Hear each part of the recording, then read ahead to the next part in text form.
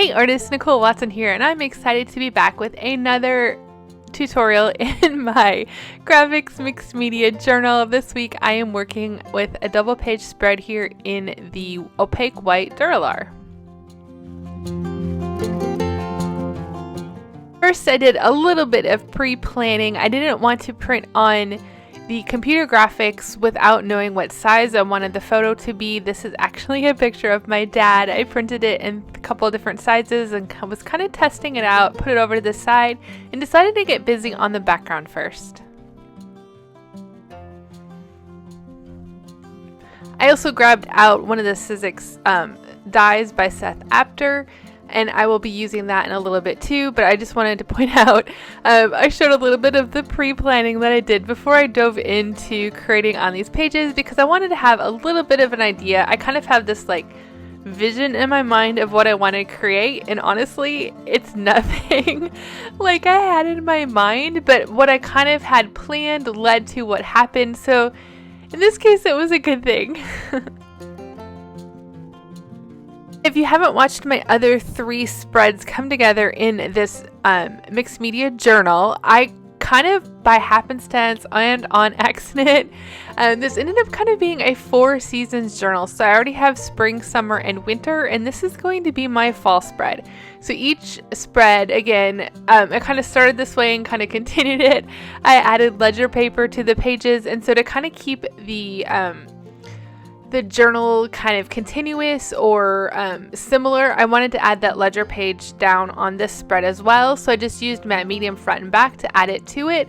And now I'm going to begin on adding some fun decorative elements to the page. I grabbed a sheet of this white Durabright from the pad, ripped one out, and I originally was going to use like normal inks on it, and I was reading what kind of materials the paper took just as a reminder, and it said alcohol inks, and I was like, oh, I haven't played with my alcohol inks in honestly it has to be more than 6 years, maybe even 10 years. I have no idea. It's been forever, and I thought that would be kind of fun. Let's grab my alcohol inks and see what they do and play with them, because it's honestly been a while. I was worried they'd be dried up, but they were wonderful, and so I grabbed out all of the fall colors that I had and just decided to make a mess on one of these white Duralar sheets.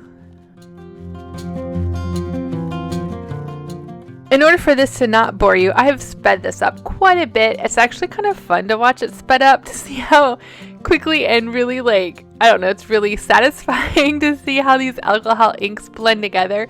And in all honesty, I am missing the blender substance that you need to make alcohol inks do some of the cool things. And so since I didn't have that, I decided just to spritz some water down to kind of help the alcohol ink move on the paper. But I wasn't totally concerned with creating a really pretty outcome here. I just wanted to get a lot of color on this substrate because I'm going to end up die cutting it anyway, and you're not going to see it as a whole. I just wanted a whole lot of fall color on it. I did play with this a couple more times, and I'll probably pop those videos over on my YouTube channel if you want to have another little satisfying alcohol ink experience. So once all of that wonderful alcohol ink was dry on this white Durabright material, I put it through my die cut machine. This is the Sizzix Big Shot, and honestly, the last time I used this in my journal was the first time I had used it, probably again in 10 years, if not longer. So I dusted it off to use it, and I'm not sure that I have all of the right equipment that's perfectly needed for everything that I need to do here, but I'm making do and using it to the best that I can. I punched out most of those squares. As I said in the beginning, this thin-lit die is designed by Seth Apter, and I believe it's called Waffles, but that'll be in the description box below. I only punched out a few of those squares. You can see it on the top right up there because I wasn't sure how I was going to use this. I said in the beginning I had this vision, but I didn't know how I was going to get to the vision, and I didn't really get to what was in my head. But I had fun along the way and discovered a lot of new things, which to me is the point of an art journal and just playing in it. And so now it's time to kind of try to bring this stuff together. I have those ledger sheets that are on the journal pages, and they're completely dry now, so I'm adding some gesso to them. A lot of this is to continue the same processes that I have on all of the other pages to make this journal be really cohesive, but it's also because I love doing this. I love the look of gesso on ledger paper. I like to embed it and push it back into the journal. Oftentimes I'll also grab another color in a heavy body. This time I grabbed the Titan Mars Pale.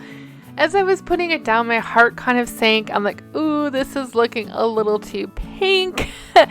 Maybe this isn't what I want, but I'm thinking that it kind of blends with that alcohol ink over there. So we're just going to let it be. It's going to end up covering a lot of it in the end, but it's getting me somewhere. It's pushing me into a direction. And a lot of times that's what we need as we create, is to just like work and get to problems and solve them. And so along the way, you'll see that I keep picking up that die cut Waffles paper and kind of rehearsing it and looking at it and like, there we go again. And I'm like, oh, this doesn't work. And I'm trying to figure out how to get this to come together. I know that I want to use that die cut on the pages with the photo of my dad and some of the handwriting, and I'll talk to you about that in a little bit. But I thought I need some darkness in my background because the ledger sheet, the white, the handwriting is really competing with that die, and so I thought maybe I need to stencil. So in order not to compete with another designer shape, I decided to throw another piece of that white Duralar through my die cut machine and use it as a stencil. On a side note, Grafix does have stencil material, but I was struggling with some of the other materials on my die cut machine. Again, I haven't used it in forever. It could have been user error. It also could have been the really detailed nature of this thinlet die. And so in order not to struggle, and I knew that white Duralar cut perfectly through it, I just decided to put another piece of that through my die cut machine and turn it into a stencil. And then I punched out only a few of those squares for a specific reason. Because this die is so detailed, I wanted to have places to put my fingers down so they wouldn't get too messy. I only needed part of that die cut to be my design for this stencil anyway, so I only punched out a few of those squares again so I had places to put my fingers. Then I simply stenciled through it with using a foam applicator, my Payne's gray. I scruffed it up and kind of made it grungy, again trying to get some darkness into my background here so that I can use that die cut and try to make this all come together. I knew I was also going to add some walnut ink to bring out some of that fall color. I love to do this inside where I've kind of removed some of the paint to add some grunginess and some depth to that. As I'm working on this, I'm going to continue to spread the walnut ink throughout, some of that watered down Payne's gray throughout to try to push back some of that crazy in the background to try to get something that I can put those die cuts on top of to make them pop.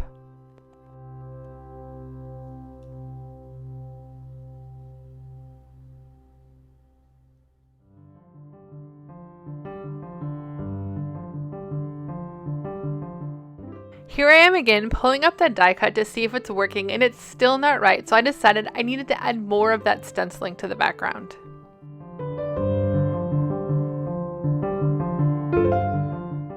So I'm just going to continue to repeat the same process using my punched out Waffles die as my stencil. Scruffing it up, removing some of the center, adding more walnut ink to add some darkness to the background to try to create a separation for wanting to add that die cut with all those wonderful fall colors that I created on the top of it.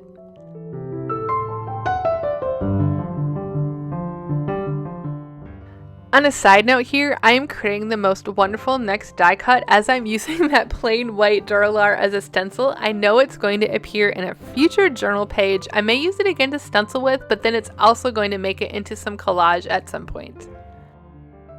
That's one of the great things about using non-traditional or unconventional materials or making your own stencil, because you can make it over and over again. Like with this Durabrite, the white Durabrite that I use, or with the actual stencil film that Grafix has.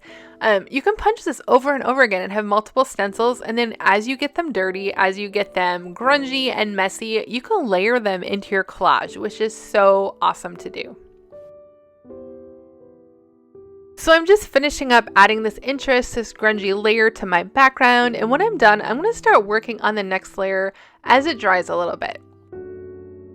While it was drying, I hopped over onto my computer to get these photos that I had printed or had ready to print of my dad. I actually printed them again now in 2 different sizes so I could addition them on the page. So my idea is that I want this photo to be continuous from left to right, but I'm running into that problem of the little discs in the center. Usually like in a journal, you can butt things up right next to each other without those discs. So I'm trying to solve that. I'm trying to figure out how I'm going to use my die, the cool waffles cut that I made on this, and just doing a little planning here before I print out this photo permanently. I'm checking the size. Do I want this size? Do I want the larger size? How I'm going to use this waffles on top of it?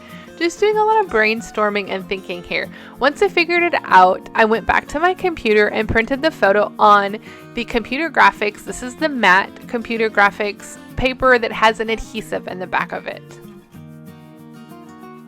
As you can see, I printed the photo whole, and I also printed another portion of the photo to flow onto the other side. I'm going to have duplicates of that photo, but it's not going to matter. I was kind of looking at what I wanted to do there with that little strip of paper in the middle, and I'm going to worry about that in just a little bit. I all of a sudden had a really cool idea.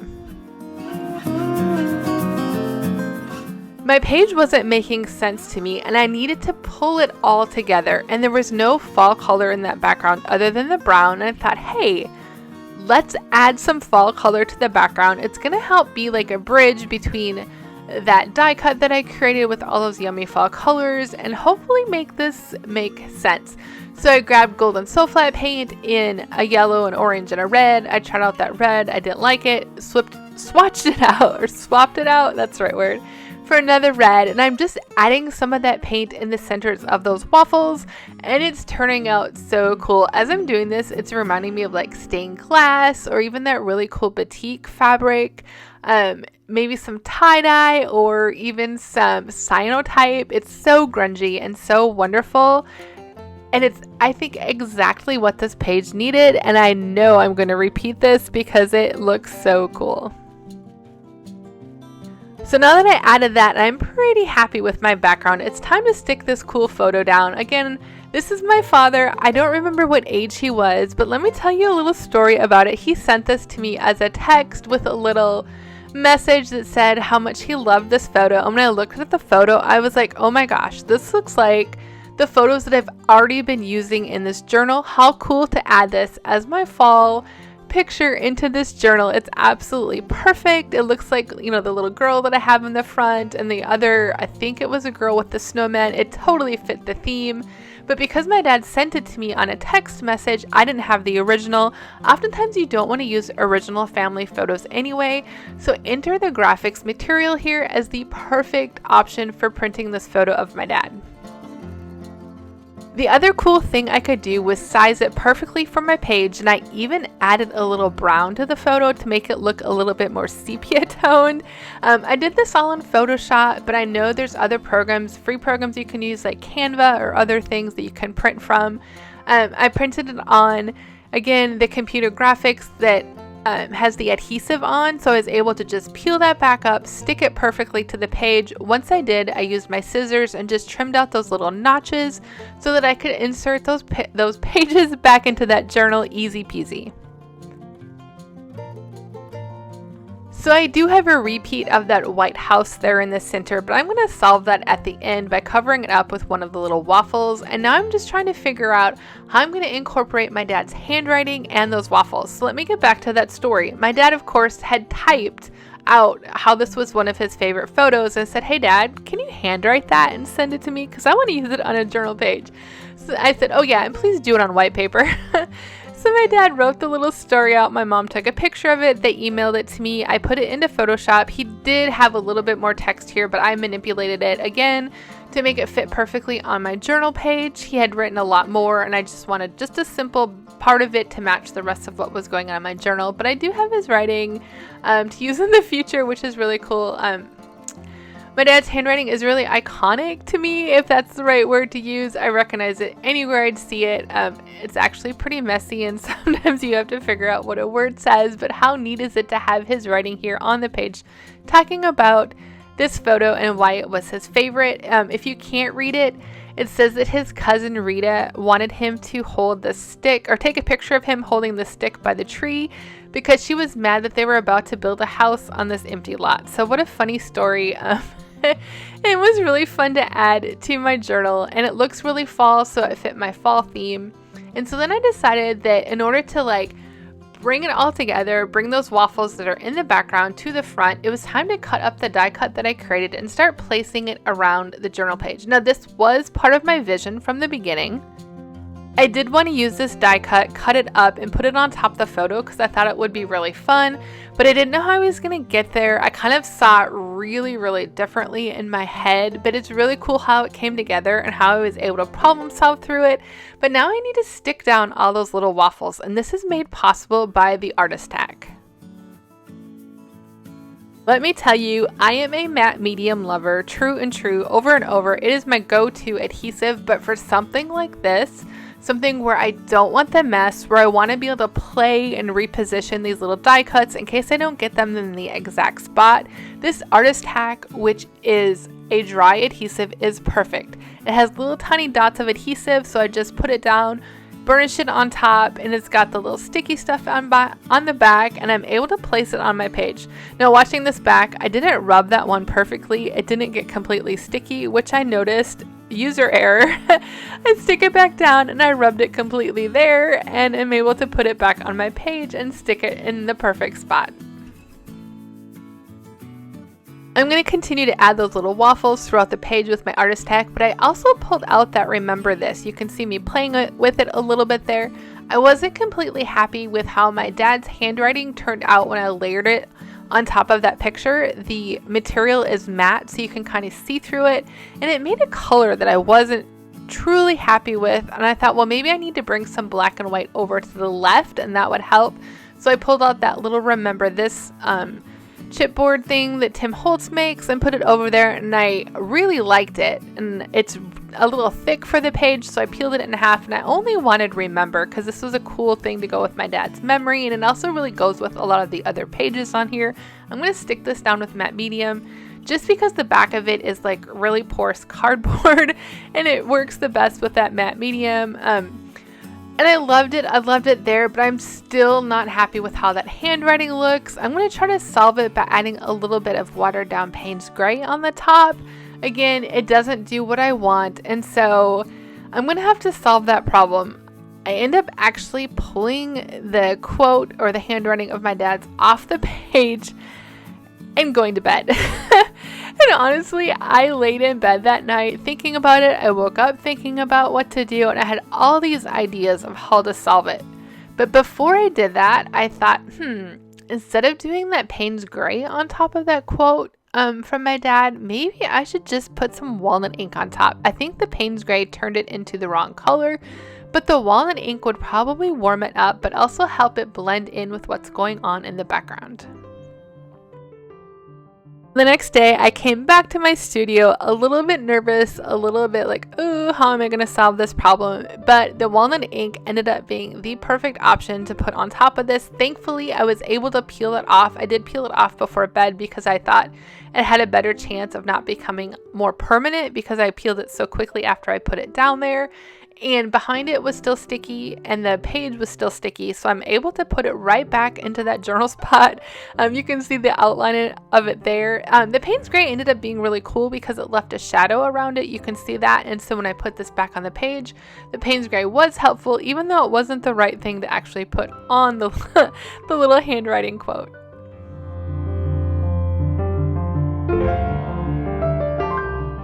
To speed this process along, I am using my hairdryer on the cool setting. I wanted to point that out just to watch this walnut ink to see if it's going to do what I need it to do. And it does. I'm able to stick this back on my page. And this is going to be my last step. I'm going to add a little bit more touch of walnut ink. You can see on the top above that R, there's a tiny spot that I didn't get walnut ink on. I also add some over to that remember. And that'll be my final touches for this page. So even though this page wasn't anything like I had planned, what I had planned led to the solution in the end. I love how it turned out. It's such a fun little picture that I was able to use of my dad, even though I didn't have the original, thanks to the computer graphics with the adhesive back, using the artist tack to stick down those waffles that I made from the Durabrite film, all in this wonderful mixed media journal from Grafix. And I also played with alcohol ink that I haven't played with in at least 10 years and used my Big Shot again. Win-win. Thanks so much for watching. I hope this encourages you to try some new materials and have some fun today. Check out these awesome ones from Grafix and all the other videos on their channel to learn how to use them and to explore some new substrates in your art journaling or your artist adventures or your crafting or your mixed media. Check out my summer, spring, and winter pages that I've also created in this journal, and in the future I'll have some of how I'm going to bring it all together in the end to decorate the front and the other pages that I haven't used yet. Again, thanks so much for watching. If you have any questions, I'm happy to answer them in the comment box below.